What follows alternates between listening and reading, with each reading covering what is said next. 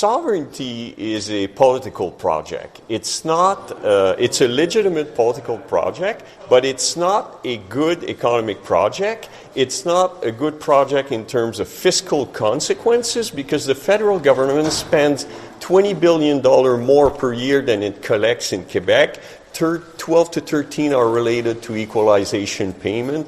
So while it's a legitimate project, it's not a good economic project, not good fiscally point of view, and I think Quebecers understand that. Is adding uncertainty to an environment that is already uncertain.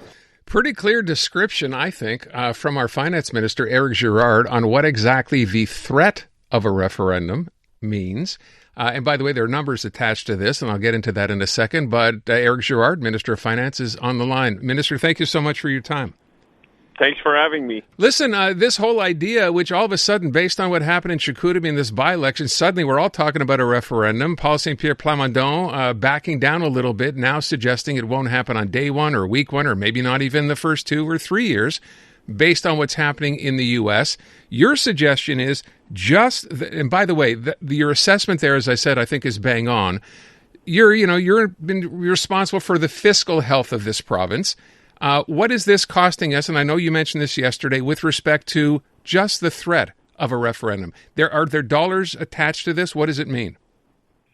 Well, what I said basically is that the fact that they're leading in the polls and that their political project has some implication for the presence of Quebec within Canada or within the economic union is adding economic uncertainty, and it also has impact in financial markets. And with respect to financial markets, because billions are traded every day, it's easy to measure the impact. So what I said is that we observe an impact of 5 basis points. Basis points are 100 of 1%, so the difference between, for example, 4% and 4.05%. So in the 10-year sector, we're borrowing at 5 basis points higher because the market is putting a non-zero probability that there will be a referendum that could be won.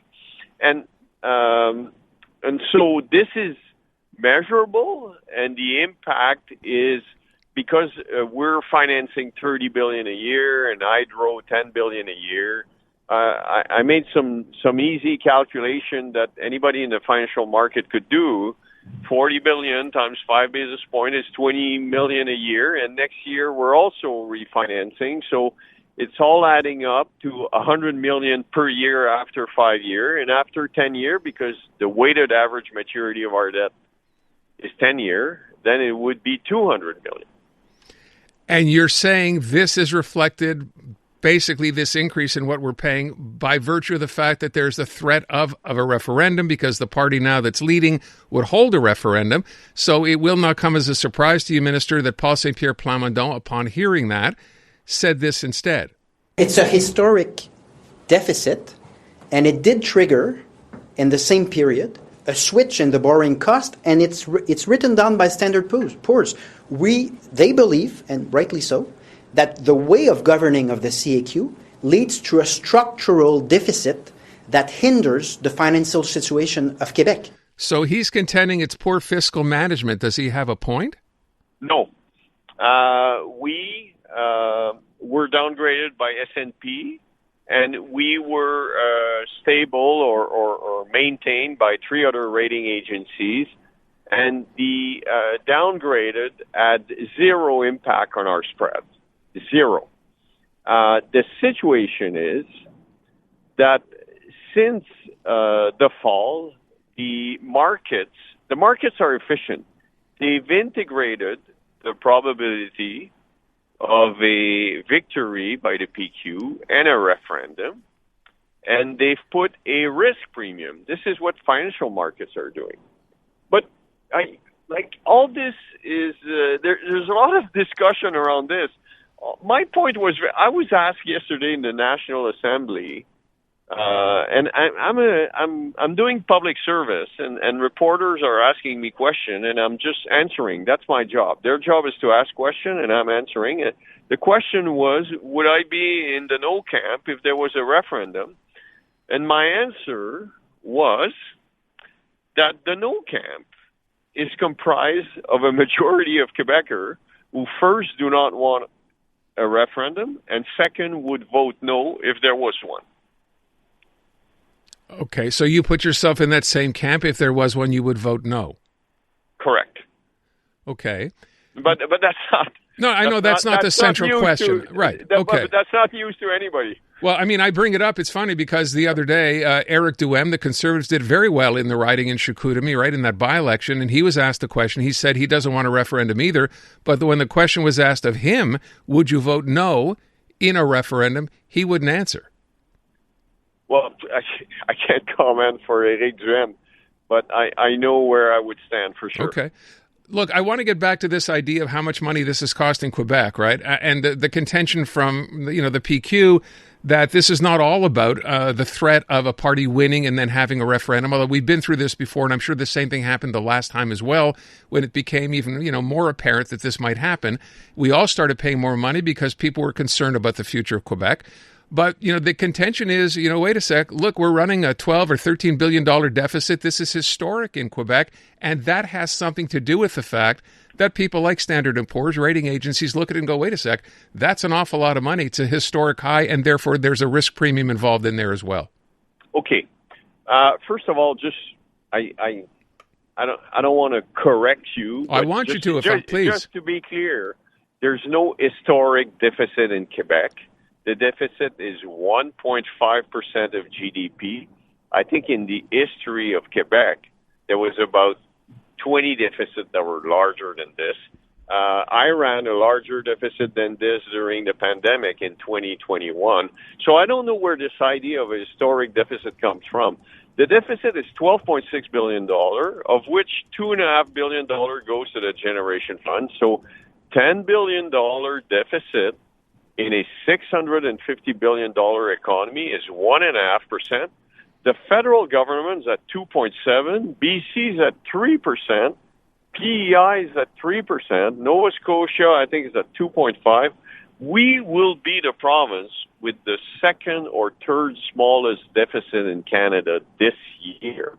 So we're managing public finance properly in a very difficult environment. With respect to the spread, we are borrowing at 7 basis points. Again, a basis point is 100 of 1%. 7 basis points wider to Ontario. So if Ontario is at 4%, we're at 4.07. 2 of those are related to public finance, and that basically the market assessed that Ontario is doing slightly better than Quebec, and this is true because they're not spending.